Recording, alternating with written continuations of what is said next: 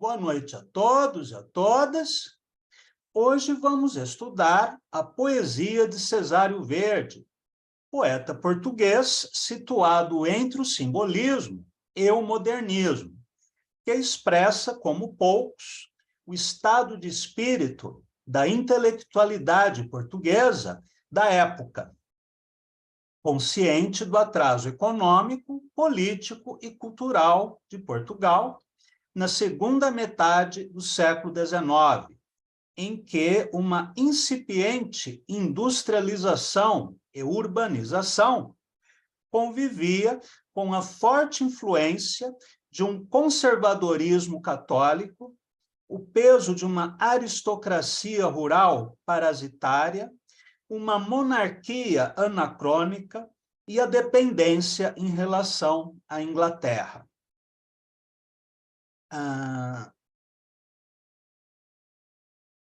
Portugal deixara de ser o país mais avançado da Europa para se tornar um país atrasado, semi-agrário, com milhões de analfabetos, governado por uma monarquia que acumulava dívidas milionárias com bancos ingleses para construir castelos, mosteiros e sustentar os luxos da corte.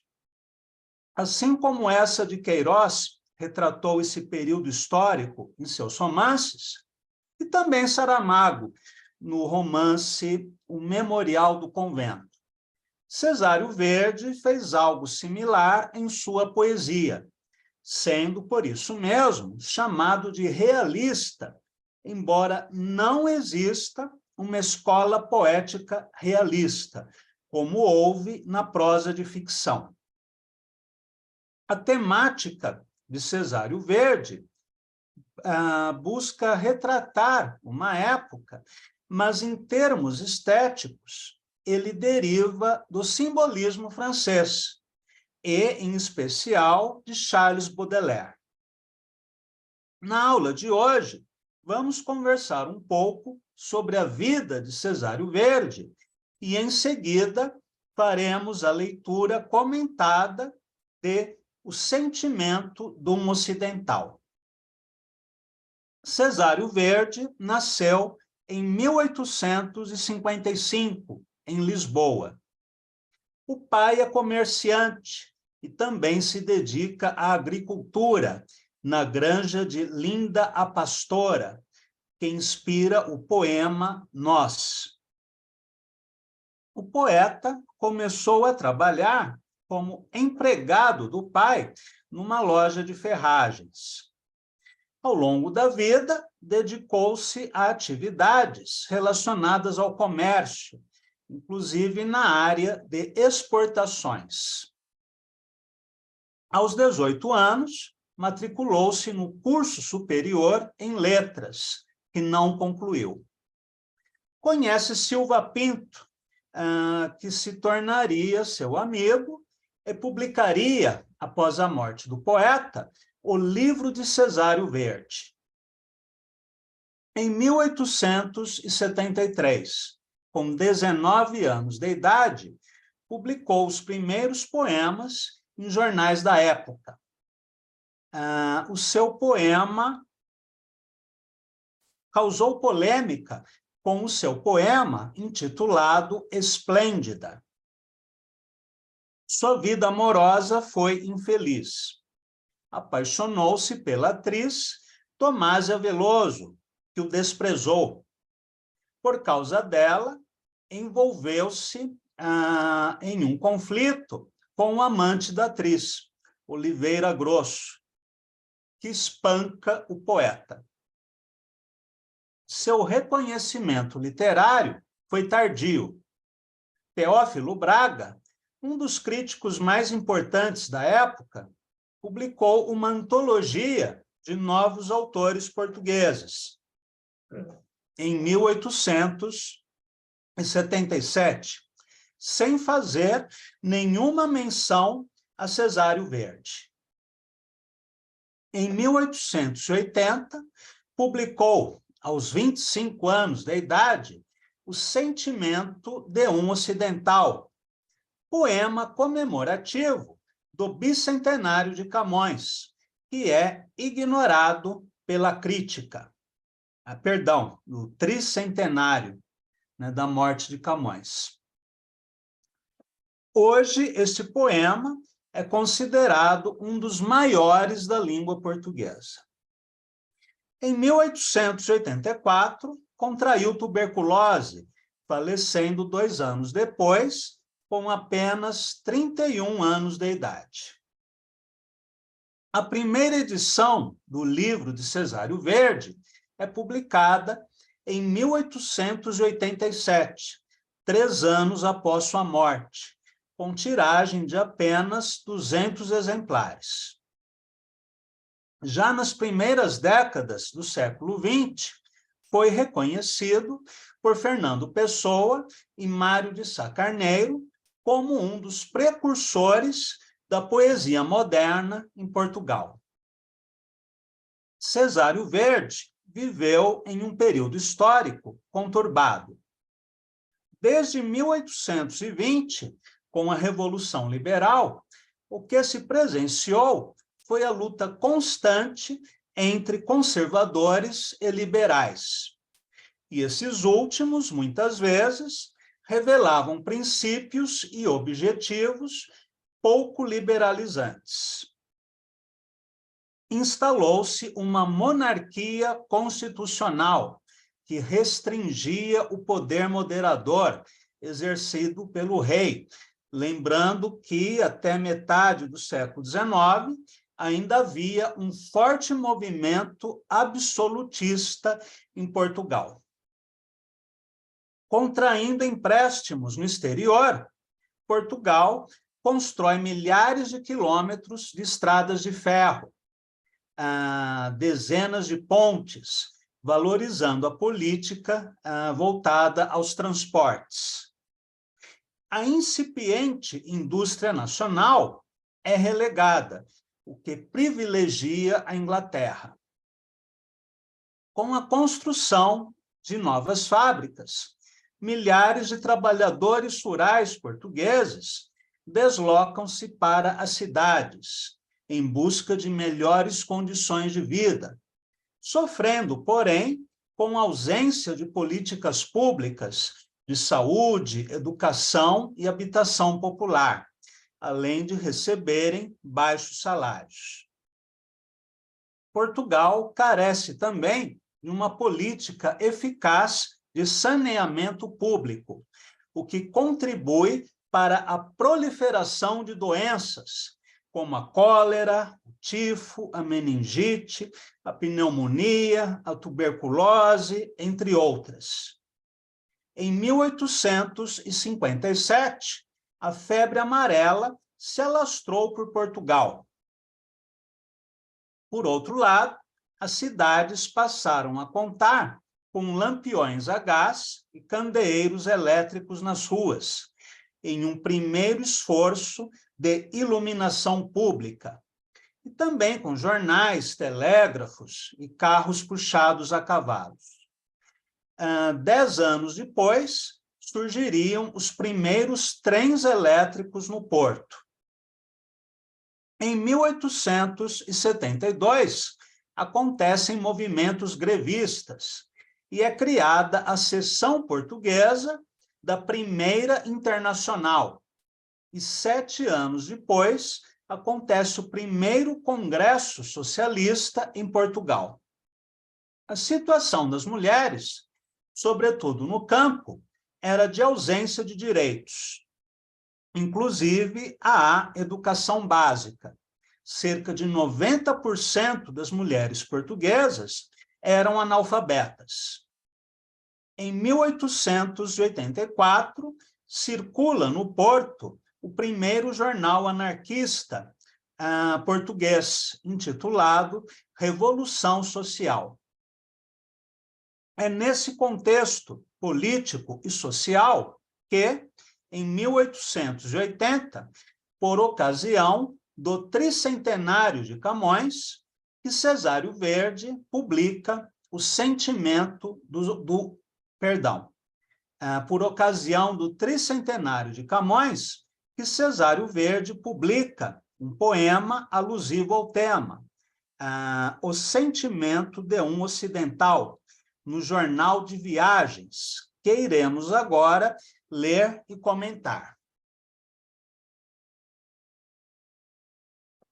O Sentimento de um Ocidental, dedicado à Guerra Junqueiro. Nas nossas ruas, ao anoitecer, a tal soturnidade, a tal melancolia, que as sombras, o bulício, o tejo, a maresia, despertam-me um desejo absurdo de sofrer. O céu parece baixo e de neblina. O gás extravasado enjoa-me, perturba, e os edifícios com as chaminés e a turba toldam-se de uma cor monótona e londrina. Batem os carros de aluguer ao fundo, levando à via férrea os que se vão. Felizes, ocorrem-me em revista exposições, países, Madrid, Paris, Berlim, São Petersburgo, o mundo. Semelham-se a gaiolas com viveiros, as edificações somente emadeiradas. Como morcegos ao cair das badaladas, saltam de viga em viga os mestres carpinteiros. Voltam os calafates aos magotes, de jaquetão ao ombro, enfarruscados, secos. Embrenho-me a cismar por boqueirões, por becos, ou erro pelos cais a que se atracam botes. E evoco, então, as crônicas navais. Mouros, baixéis, heróis, tudo ressuscitado. Luta Camões no sul, salvando um livro a nado.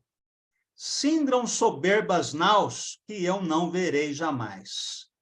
E o fim da tarde inspira-me e incomoda. De um couraçado inglês vogam os escaleres, e em terra, num tinir de louças e talheres, flamejam ao jantar alguns hotéis da moda. Num trem de praça, arengam 2 dentistas. Um trôpego arlequim braceja numas andas. Os querubins do lar flutuam nas varandas. Às portas, em cabelo, enfadam-se os lojistas. Vazam-se os arsenais e as oficinas. Reluz viscoso o rio, apressam-se as obreiras. E num cardume negro, hercúleas galhofeiras, correndo com firmeza, assomam as varinas. Vêm sacudindo as ancas opulentas. Seus troncos varonis recordam-me pilastras, e algumas à cabeça embalam nas canastras os filhos que depois naufragam nas tormentas.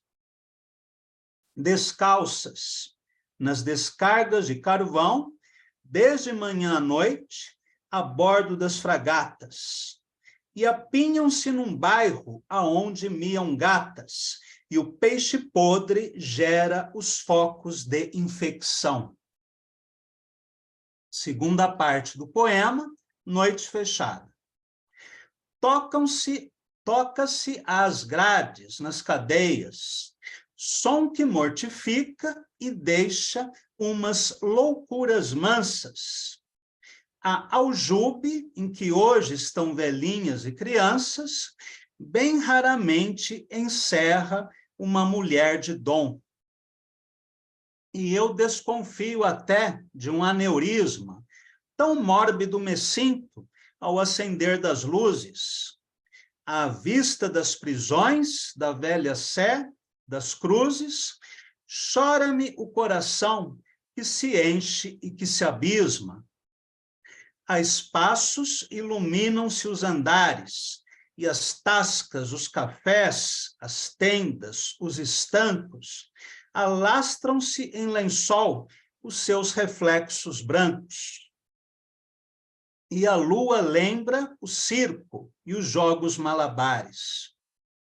Duas igrejas, num saudoso largo, lançam a nódoa negra e fúnebre do clero.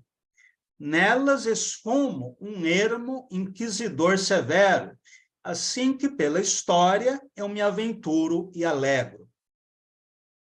Na parte que abateu no terremoto, muram-me as construções retas, iguais, crescidas. Afrontam-me no resto as íngremes subidas e os sinos de um tanger monástico e devoto. Mas, num recinto público e vulgar, com bancos de namoro e exíguas pimenteiras, bronze monumental de proporções guerreiras, um épico doutrora acende num pilar. E eu sonho o cólera, imagino a febre, nesta acumulação de corpos enfesados. Sombrios e espectrais recolhem os soldados. Inflama-se um palácio em face de um casebre. Partem patrulhas de cavalaria dos arcos dos quartéis que foram já conventos. Idade Média. A pé, outras, a passos lentos, derramam-se por toda a capital, que esfria. Triste cidade, eu temo que me avives uma paixão defunta. Aos lampiões distantes, enlutam-me, alvejando as tuas elegantes curvadas a sorrir às montras dos ourives. E mais, as costureiras, as floristas, descem dos magazãs, causam-me sobressaltos, custa-lhes a elevar os seus pescoços altos, e muitos delas são comparsas ou coristas. E eu, de luneta de uma lente só, eu acho sempre assunto a quadros revoltados. Entro na brasserie, às mesas de emigrados, ao riso e à crua luz joga-se o dominó.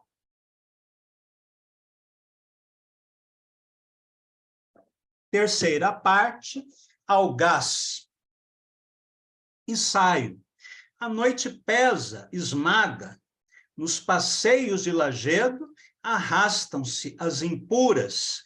Ó moles hospitais! Sai das embocaduras um sopro que arrepia os ombros quase nus. Cercam-me as lojas, tépidas. Eu penso ver círios laterais, ver filas de capelas, com santos e fiéis, andores, ramos, velas, em uma catedral de um comprimento imenso. As burguesinhas do catolicismo resvalam pelo chão, minado pelos canos, e lembram-me, ao chorar doente, dos pianos, as freiras que os jejuns matavam de histerismo.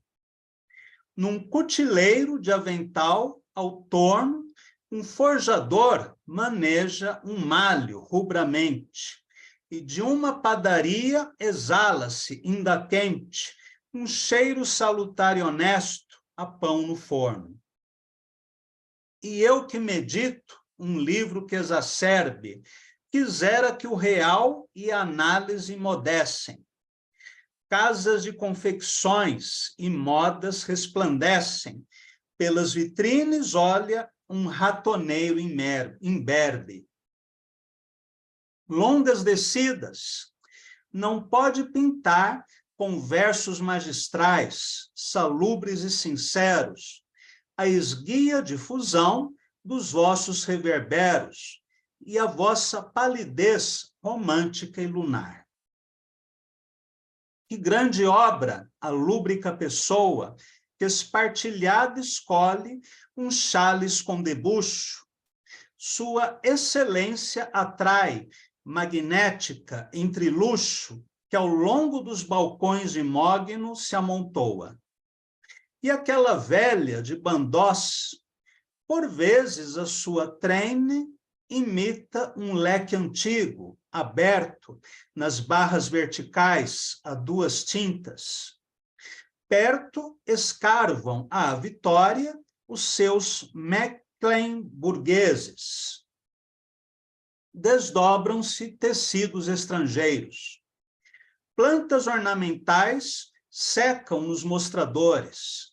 Flocos de pó de arroz pairam sufocadores, e as nuvens de cetins requebram-se os caixeiros.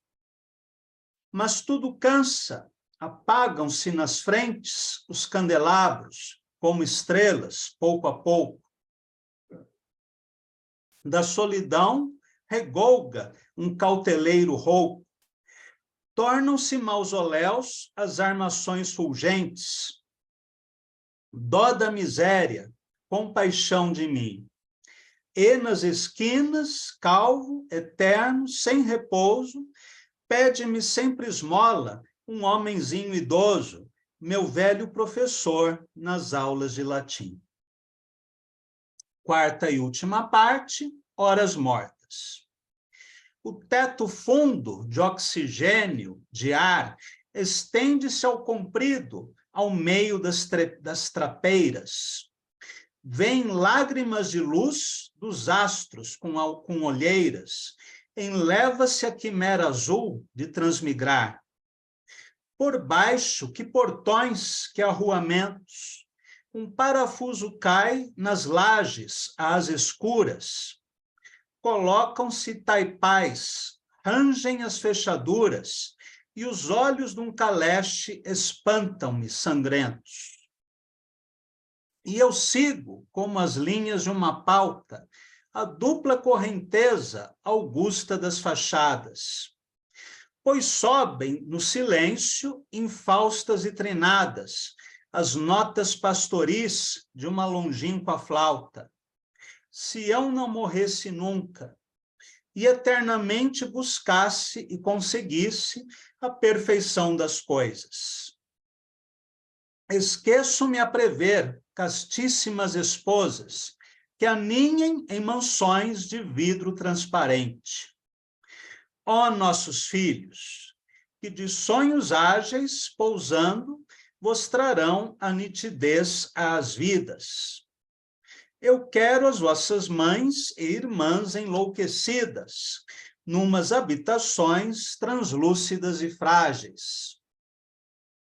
Ah, como a raça ruiva do porvir e as frotas dos avós e os nômadas ardentes, nós vamos explorar todos os continentes e pelas vastidões aquáticas seguir. Mas se vivemos os emparedados, sem árvores no vale escuro das muralhas, julgo avistar na treva as folhas das navalhas e os gritos de socorro ouvir estrangulados. E nesses nebulosos corredores, nauseiam-me, surgindo, os ventres das tabernas. Na volta com saudade, e aos bordos sobre as pernas, cantam de braço dado uns tristes bebedores. Eu não receio, todavia, os roubos.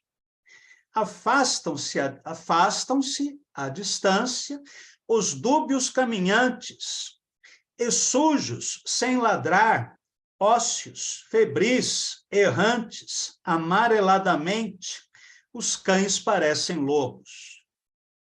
E os guardas que revistam as escadas, caminham de lanterna e servem de chaveiros. Por cima, os imorais, nos seus roupões ligeiros, tossem fumando sobre a pedra das escadas. E, enorme, nesta massa irregular de prédios sepulcrais, com dimensões de montes, a dor humana busca os amplos horizontes e tem marés de fel, como um sinistro mar.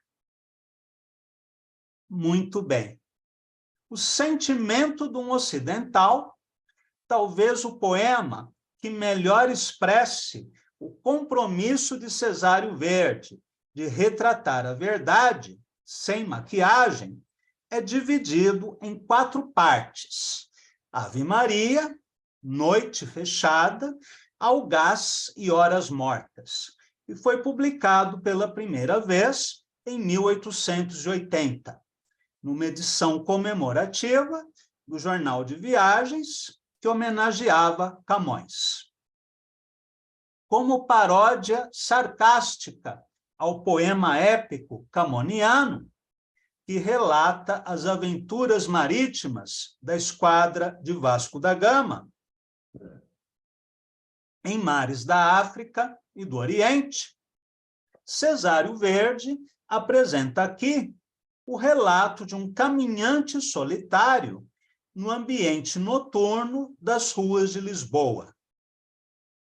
Este é o poema de ambiente mais urbano, mais moderno do poeta. Por ele trafegam dentistas e carpinteiros, operários e floristas, carros de aluguel e navios mercantes, numa paisagem de edifícios e vias férreas, hospitais, cadeias e praças.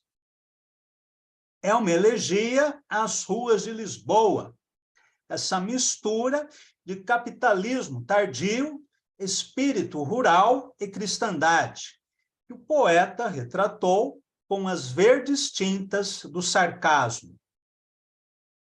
Logo na primeira parte do poema, o autor nos dá um exemplo de sua fanopeia, à maneira de um plano geral de cinema. :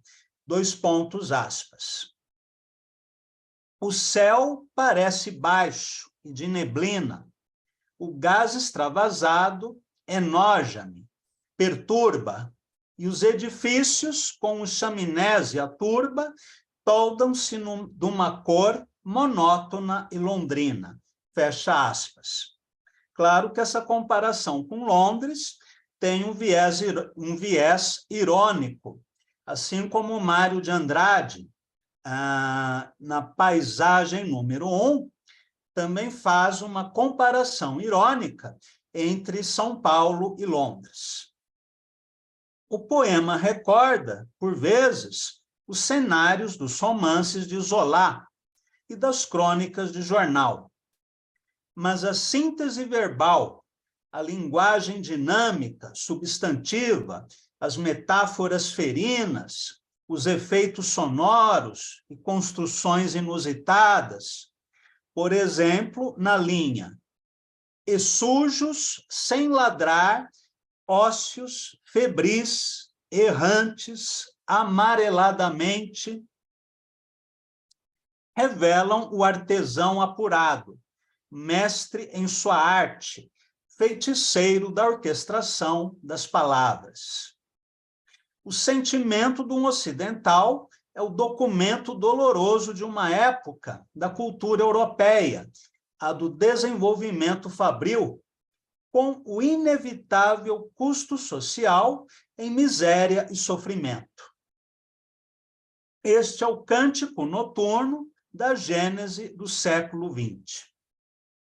Conforme Ricardo Daunte, este poema apresenta abre aspas, lirismo antideclamatório e faz uma viagem infernal pelas ruas de Lisboa até o alvorecer, fornecendo-nos de corpo inteiro o herói camoniano em sua aventura solitária, por vezes medíocre, mas valorosa, e que, sem contar com a força do destino, caminha na tentativa de transcender o mundo fragmentário para atingir o ideal, o atemporal, a perfeição do que é fabricado com as armas do imaginário.